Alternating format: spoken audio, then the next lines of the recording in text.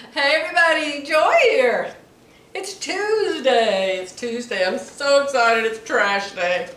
Jerry has been cleaning out his barn, getting rid of things that he thought he was going to stay forever and ever and ever. And I told him, we're just going to have to throw these away just before we die. I need to get rid of this stuff. I told him that when he put it here 20 years ago, you understand. So now he's getting rid of it, so I am so glad. But it's made our trash can way over full because we only have one trash can. So when the trash man comes today, it'll be so nice to have all of that hauled off. All right, it's October 19, 2021. Jerry is at the dentist having some work done he was supposed to have done years and years ago. Something about his bones. Some teeth that had root canals a long time ago, and now something about the bone, and he's got to have those two pulled out and bone put back or something. I've never had to have anything like that done, and I hope I never do. But I'm sure he'll be fine. I said, don't I need to go with you? Aren't they going to put you to sleep? And he said, no, they don't put you to sleep. I said, you're kidding me. I said, they put me to sleep or I would not be there. Matthew 19:23. It is very hard for a rich person to enter the kingdom of heaven. Wonder why that is. I know a lot of rich Christians, don't you? I was just talking to somebody this morning about that. Yes, because the Bible's true. And if you give, God will multiply it back to you. If you give to God, if you plant your seed in good soil, not bad soil, good soil, God will multiply it back to you. It doesn't matter. It happens. It's a law. It's like gravity. You can't throw this up in the air and say, oh, it's not going to fall today. It's just a law.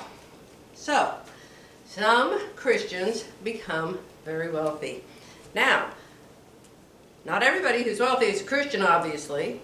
Some people love their money and they live for their money. So there's different kinds of wealth in the Queen Joy version, okay? All right. Some people have a sort of prosperity theology, which says that God's blessings have been given to the wealthy. So why would Jesus make this statement? Wealthy people are often powerful, and some may feel that since they can buy whatever they want, they have no need for God. People scurry to please them, serve them, and be close to them. Jesus says in this verse that they may put the value of their wealth ahead of their devotion and submission to God. There you go. There you go. That's the whole thing, Bing. Let's read it again. Jesus says in this verse that some people may put the value of their wealth ahead of their devotion and submission to God. What they don't realize is He placed second place to nobody and no thing. Alrighty, so you must be very sincere about keeping God first, no matter how much money you have, or how much money you don't have, or how much money you're going to have. You must put God first. And you know, however much money you do have, 10%, all of it's His. It came from Him to start with. But He demands 10% of it back to support the church, His church. We're not responsible for what the churches do with it, but we certainly have a choice to choose which church ministry we donate to, our 10%.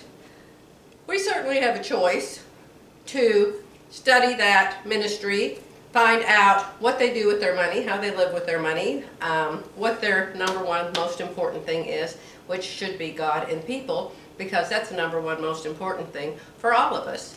God first, people second. So, be sure when you give that you put your money in good ground. Then, of course, above that we give as well offerings. And offerings also something that God requires, because we will always have the poor with us. Jesus said the poor will always be with you. And so we need to help the poor. So we give to other organizations. But my goodness, are there some shady, horrible, what do you call them? Charities? Charities, oh my goodness. Charities, we have known some personally in our life where the charity was their personal pocket. So you must also be careful who you give your offerings to, because that money's multiplied back to you also. Okay, so I've got to get busy. You might have noticed a kitty cat on the quilt behind me this morning. I have been just chomping at the bit. I want to make that quilt. I want to make that quilt. So yesterday I allowed myself to do a practice kitty because it involves the scan and cut, which I'm not real good at. And I have about 100 complaints about how the pattern's written, but I'm figuring out how to make it work. So I've got to go. Jerry will be home soon, and so I got to be his nurse. He'll probably want to go out and drive his bulldozer all afternoon with blood running down the sides of his mouth. I am not kidding you.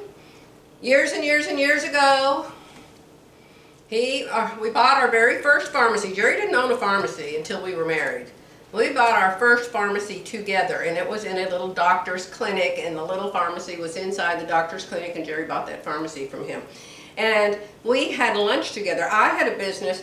I worked for an oil company down the street somewhere.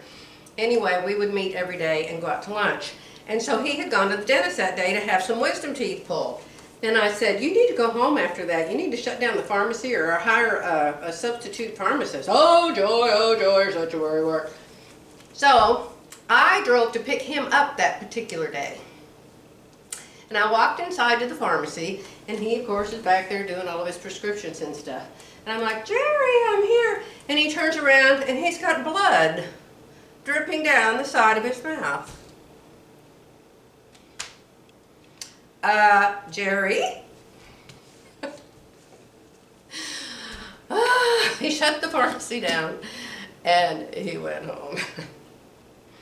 Bless his heart, I tell you what, that man is unstoppable. Praise God forevermore. I love him so much. All right, gonna let you go for today, and I'll be back tomorrow. Bye for now.